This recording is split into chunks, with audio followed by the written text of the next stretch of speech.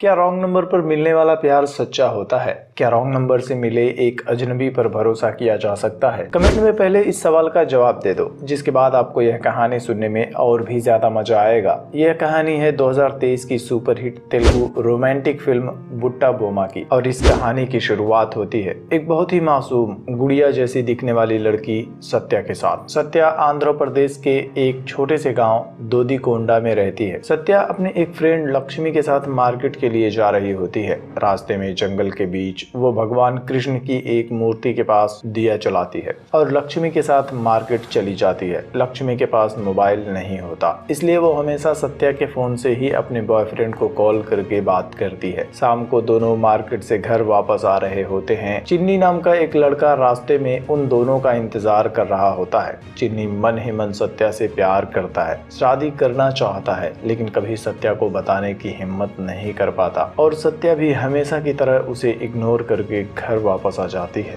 Satya middle class family की लड़की है और हर इंडियन माँ बाप के जैसे उसके पिता भी उसे शाम को बाहर घूमने से मना करते हैं। उसके पिताजी चिन्नी की राइस मिल में ही काम करते थे, जबकि सत्या की माँ घर पर ही कपड़े सिलती थी। सत्या की एक छोटी बहन भी है जो अभी 8वीं क्लास में पढ़ रही है। सत्या अपनी फैमिली रिस्ट्रिक्शंस की वजह से परेशान तो रहती है, लेकिन कभी भी अपने पिता के फैसलों का विरोध नहीं करती। अगली सुबह सत्या फिर से मंदिर जाने की जल्दी में होती है। तभी उसकी माँ उसे उमा नाम की एक औरत को कॉल करके उसका मेजरमेंट लेने के लिए कहती है, क्योंकि उमा ने अपने कपड़ों के साथ मेजरमेंट सैंपल नहीं भेजा था। सत्या उमा का नंबर डायल करती है, लेकिन जल्दी जल्दी में वो एक रॉन्ग नंबर डायल कर देती है, जो कि मुरली नाम के एक ऑटो ड्राइवर का नंबर होता है। रॉन्ग नंबर है पता चलते ही सत्या फोन कट कर देती है और उमा को कॉल करके उसका मेजरमेंट लेकर अपनी माँ को दे देती है और खुद लक्ष्मी के साथ मंदिर जाने लगती है।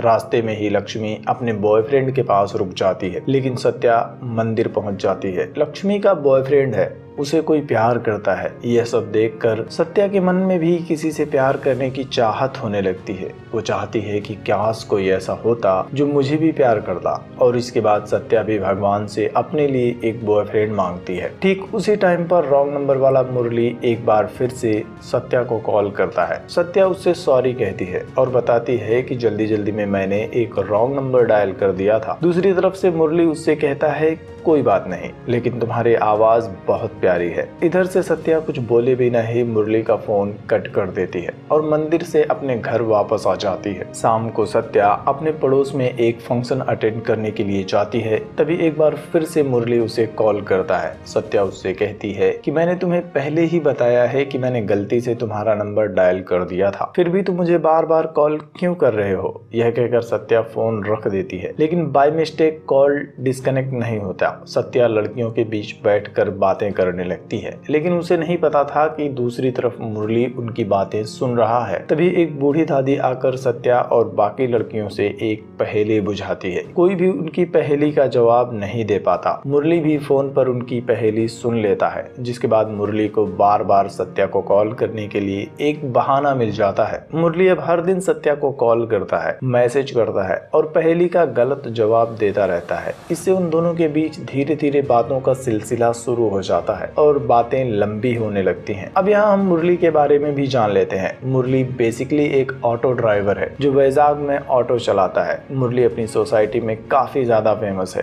क्योंकि मुरली सोसाइटी की औरतों से, लड़कियों से बहुत प्यार से बातें करता था, हर किसी की हेल्प करता है। एक दिन मुरली ऑटो से जा रहा होता है, तभी वो रास्ते में देखता है कि कॉलेज के कुछ लड़के लड़कियों को परेशान कर रहे हैं। मुरली उनके पास जाता है और लड़कियों को अपने ऑटो में बिठाकर उन्हें अपने घर ड्रॉप कर देता है। लड़कियां मुरली के बिहेवियर से इम्प्रेस हो जाती हैं, जिसके बाद मुरली उन लड़कियों से कहता है कि पीछे ऑटो में ही मेरा नंबर लिखा हुआ है, कभी भी कहीं भी जाने की जरूरत हो तो मुझे कॉल कर देना। इसी तरह से वो अपने हर एक गर्ल्स पैसेंजर की हेल्प करता है। सोसाइटी और आसपास की हर लड़कियां मुरली पर आंख बंद करके भरोसा करती है, उसके साथ सेफ फील करती है। इधर हम देखते हैं चिन्नी को, जो अपनी माँ को सत्या के बारे में बताती बताता है और उससे शादी करने के लिए कहता है। लेकिन चिन्नी की माँ उससे कहती है कि हम प्यार तो किसी भी लड़की से कर सकते हैं, लेकिन शादी हमेशा स्टेटस देखकर ही की जाती है। और यहाँ व्हाट्सएप वाले स्टेटस की बात बिल्कुल भी नहीं हो रही है। खैर, कुछ दिनों बाद चिन्नी की माँ मार्केट में कपड़े की एक नई दुकान खोलती है, जिसके उद्घाटन वाले दिन ही सत्या भी वहाँ शॉपिंग करने के लिए आती है। लेकिन जब सत्या अपनी फैमिली के साथ स्टोर से बाहर निकल रही होती है तो चिन्नी की माँ उनकी इंसल्ट करना शुरू कर देती है और सत्या के पिता से कहती है कि जल्द ही अपनी बेटी की शादी करवा दो। इस इंतजार में मत रहो कि कोई अमीर लड़का खुद ही तुम्हारे घर पर आकर तुम्हारी बेटी से शादी कर ले। अपने पिता के इंसल्ट के बाद सत्या परेशान हो जाती है और वो फिर से जंगल वाले मंदिर जाती है, मुरली को कॉल करती है,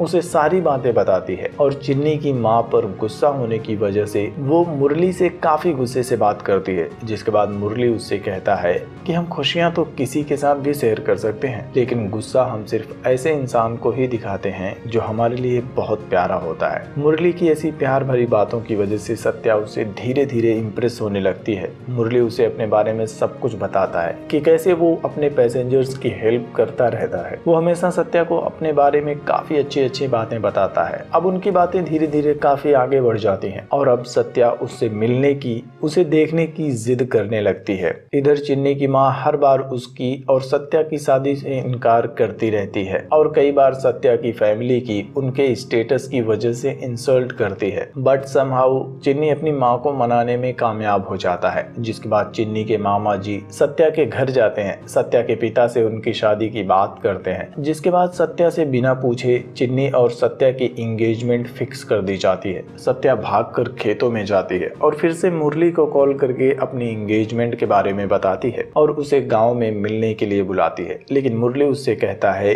कि अगर मैं तुम्हारे गांव आया और किसी ने हम दोनों को एक साथ में देख लिया तो तुम्हारे लिए प्रॉब्लम हो जाएगी। जिसके बाद सत्या उससे कहती है कि ठीक है, मौका मिलने पर मैं खुद तुम्हारे पास आ जाऊंगी। कुछ दिन बाद एंगेजमेंट की शॉपिंग करने के लिए और अपने रिलेटिव्स को इन्विटेशन देने के लिए सत्या की पूरी फैमिली शहर जाने की तैयारी करती है। लेकिन सत्या नहीं जाना चाहती, इसलिए वो अपने पिता से अपनी तबीयत खराब होने का बहाना करती है और कहती है कि मैं लक्ष्मी के साथ घर पर ही रुक जाऊंगी। जिसके बाद उसे घर पर अकेला छोड़कर सत्या के घर वाले शहर चले जाते हैं। शाम को सत्या अपनी फ्रेंड लक्ष्मी को बताती है कि कल मैं मुरली से मिलने के लिए वैजाग जाने वाली हूँ। लक्ष्मी उसे ऐसा करने से मना करती है और कहती है कि तुम एक ऐसे लड़के से कैसे प्यार कर रही हो जिसे तुमने देखा ही नहीं है, इससे अच्छा है कि तुम सब कुछ भूल कर चिन्नी से शादी कर लो। लेकिन सत्या उसकी बात नहीं मानती और अगले दिन सत्या मुरली से मिलने के लिए वैजाग चली जाती है। सत्या पहली बार शहर में आई थी, इसलिए काफी डरी हुई होती है। वो बस स्टैंड पर होती है। वो बार बार मुरली को कॉल करती है, लेकिन मुरली का फोन आउट ऑफ नेटवर्क होता है। दूसरी तरफ मुरली भी बस स्टैंड पर सत्या को पिक करने के लिए आता है, लेकिन तभी कुछ पॉकेट मार मिलकर पूरी प्लानिंग के साथ मुरली का फोन चोरी कर लेते हैं। लेकिन आरके नाम का एक लड़का उनको मुरली का फोन चुराते हुए देख लेता है और उनसे मुरली का फोन छीन लेता है। अब यहाँ आरके के बारे में जान लेते हैं। तो बेसिकली आरके एक पढ़ा लिखा बेरोजगार लड़का है। दिन भर मारपीट करना और रात में शराब पीना, बस यही उसका काम है। उसकी एक गर्लफ्रेंड है वसुंधरा, दोनों एक दूसरे से प्यार करते हैं। वसुंधरा के कहने पर आरके वैजाग की एक कंपनी में नौकरी के लिए इंटरव्यू देने के लिए जाता है, जहां उससे बोला जाता है कि अगर आप 4 लाख रुपए जमा करोगे तो हम आपको 40,000 रुपए महीने की सैलरी वाली नौकरी पर अपॉइंट कर लेंगे। वो बस स्टॉप पर अपने घर वापस जाने के लिए आया था, लेकिन मुरली का फोन मिलने के थोड़ी देर बाद ही उस पर सत्या का कॉल आ जाता है। आरके उस कॉल को रिसीव कर लेता है और फाइनली सत्या के पास जाता है। सत्या उसे मुरली समझकर उसके साथ जाने लगती है। आरके भी सत्या को अपनी सच्चाई नहीं बताता। इधर बिना फोन के ही सत्या को ढूंढते हुए मुरली दोदीकोंडा से आने वाली बस के कंडक्टर से मिलता है और उसकी हेल्प से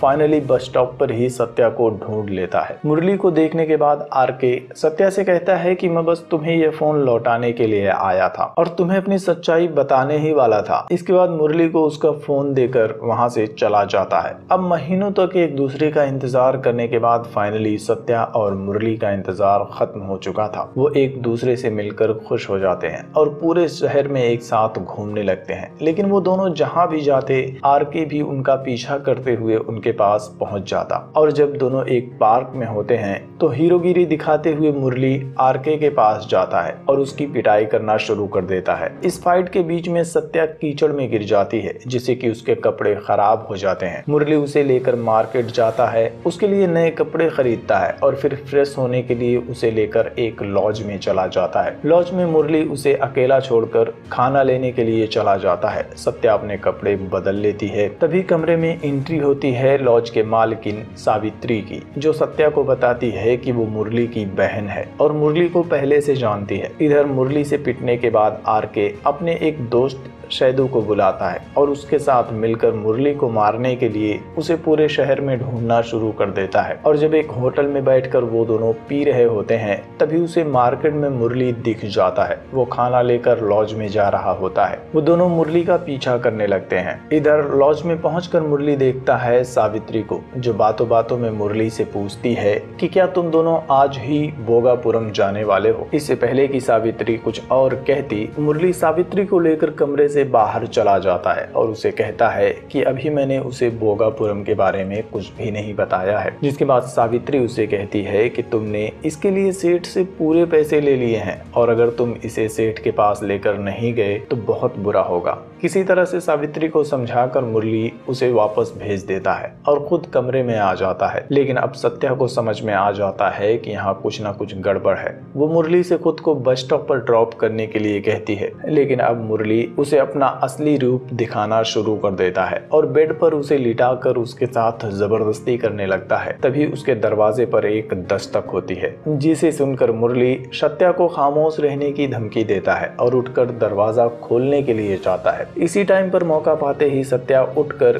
कमरे के वॉशरूम में जाकर छिप जाती है। मुरली दरवाजा खोलता है तो बाहर खड़ा होता है आरके, जो उसके मुंह पर एक जोरदार पंच मारता है और फिर दोनों के बीच एक लंबी फाइट होती है। और इस लंबी फाइट के खत्म होने तक आरके फाइनली मुरली को हरा देता है और वॉशरूम का दरवाजा खोलकर सत्या के पास जाता है और वॉशरूम के अंदर डरी सहमी सत्या को अपने साथ चलने के लिए कहता है। अब यहाँ हमें पता चलता है कि मुरली, जो हमेशा लड़कियों से प्यार से बातें करता था, उनकी हेल्प करता था, वो दरअसल भोली भाली लड़कियों को अपने जाल में फंसाकर उनके साथ संबंध बनाता था और उन्हें बेच देता था। इन सब में लॉज की मालकिन सावित्री भी उसका भरपूर साथ देती थी। लॉज से बाहर आकर ऑटो के अंदर आरके सत्या को बताता है कि बस स्टॉप पर जब मुझे मुरली का फोन मिला था तो उस पर सावित्री का भी कॉल आता है, जो आरके को मुरली समझकर उसे पूछती है कि क्या सत्या तुम्हें मिल गई है। भोगापुरम का सेठ हमें सत्या के बदले बहुत पैसे देने वाला है। जिसके बाद सत्या का भी कॉल आता है। दोनों कॉल्स को सुनने के बाद आरके को समझ में आ गया था कि मुरली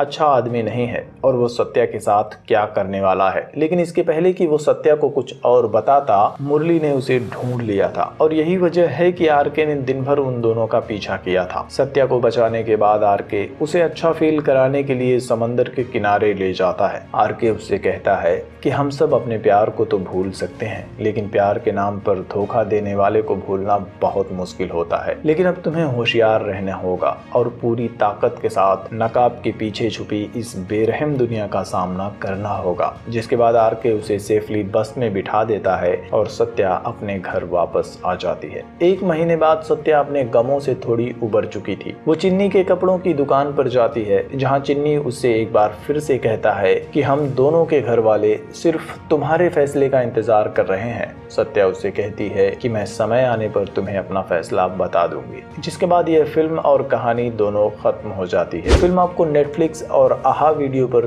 तेलुगु में देखने के लिए मिल जाएगी। मुझे उम्मीद है कि आपको मेरा एक्सप्लेनेशन पसंद आया होगा, तो वीडियो को लाइक करना और इसके अलावा अपनी फेवरेट फिल्म जिसका आप एक्सप्लेनेशन देखना चाहते हो कमेंट में मुझे जरूर बताना और चैनल को भी सब्सक्राइब कर लेना, जिससे कि आपसे मेरी कोई भी नई वीडियो मिस ना हो सके।